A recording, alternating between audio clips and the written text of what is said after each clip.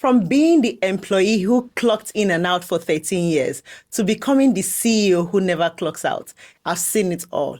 The hustle, the politics, the prayer points, and the petty emails. Because when you've worked with humans long enough, you realize that office is just a mini reality show. If you've ever worked, hired, fired, or simply survived the Monday, this space is for you. Welcome to Office Talks with Nnenna Madu, where boardroom meets the break room, and the gist is brutally honest.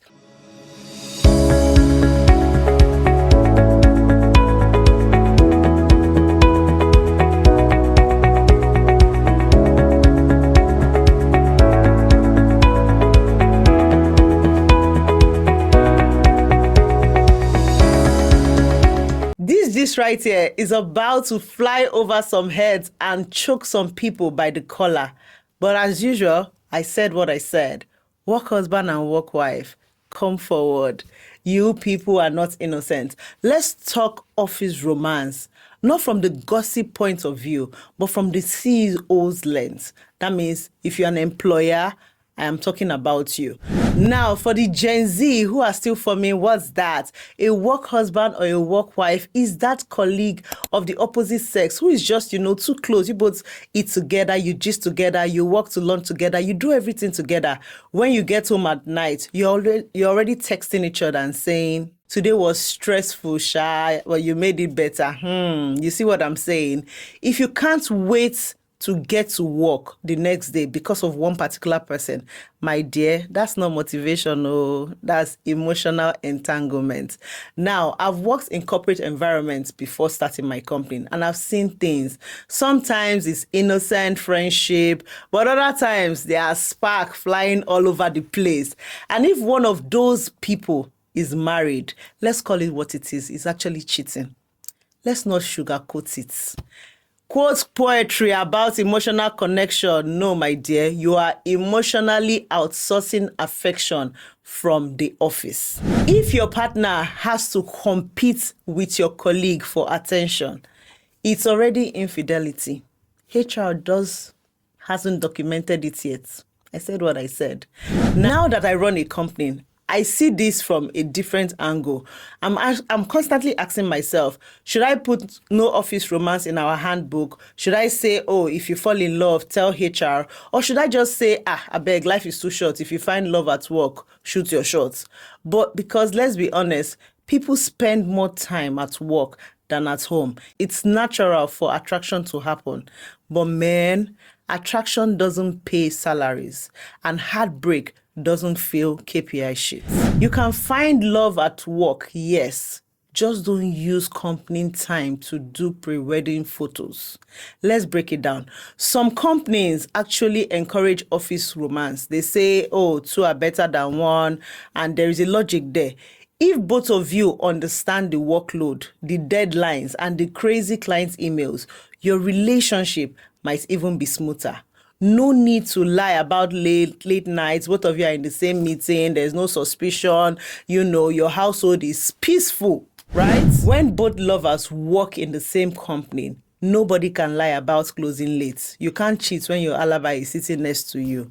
You understand? So then there is the informed HR policy.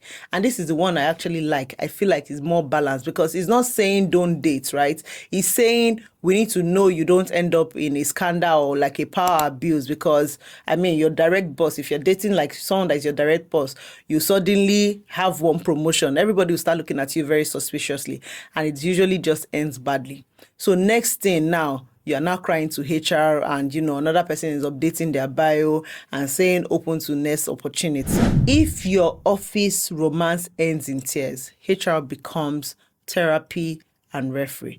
Now, let's talk about the ones that totally ban it.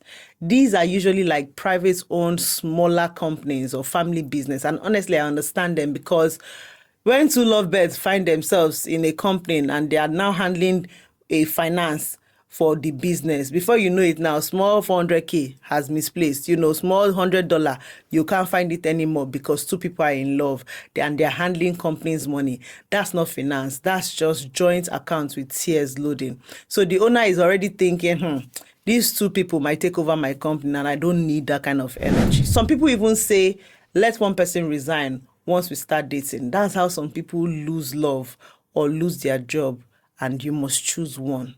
So where do I stand as an employer? At Nomad Energy, one of my companies, my rule is simple. If you must fall in love, inform HR. Not because I'm policing anybody's heart. I beg, love is very beautiful, but because transparency keeps everyone safe.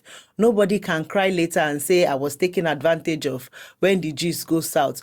Everybody keeps professionalism intact because, yes, you can find love at work, but don't let love find its way into the minutes of Monday meetings. Oh, that's where we'll have an issue. You can date your colleagues if you want. Don't just start calling them baby in the work profession. Like, that's not just allowed. Like, keep your baby till when you get home. But now let's talk about the dangers of office romance that ends badly. If you allow office romance and it actually ends badly, it can water down respect in the company. Imagine trying to discipline someone you once shared small chops with in the past. It can also cause complacency. Suddenly deadlines become flexible, accountability turns into emotions, everybody is feeling emotion, there's high tension. It can even cause high tension in the team because people will start forming Team Sandra, Team Henry, oh, we are in this team, because they already know that both of you have been in bed one time. And worst of it, it can distract everyone. Instead of work, people are busy decoding body language. Did you see how she looked at him at the meeting? Did you see what she did? She even walked away from him. You don't want all those kind of things to happen in the office environment. And that's why I feel like work romance can be dangerous in the work environment. Once romance enters the office, gossip becomes a KPI.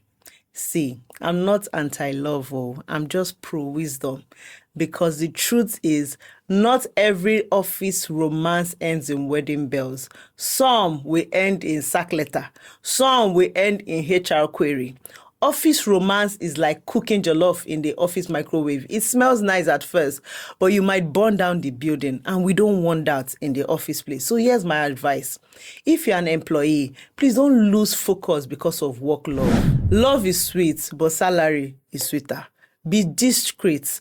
Be disciplined, and if you must, make sure it's mutual and professional. If you're an employer, stop pretending it can't happen. Instead of banning love, manage it with policy and clarity, because whether you like it or not, people will fall in love. After all, it's how biology and proximity work. You can't ban hormones from the office. Just guide it with HR policy. Simple. And for those already deep in office romance, just remember, if you break up, we still expect you at work tomorrow morning. There is no sick leave for those that are heartbroken. I'm just saying. Break up if you like. You must shall meet deadlines. The client doesn't care who dumped you. So, my dears, where does your organization stand? Is it no romance at all?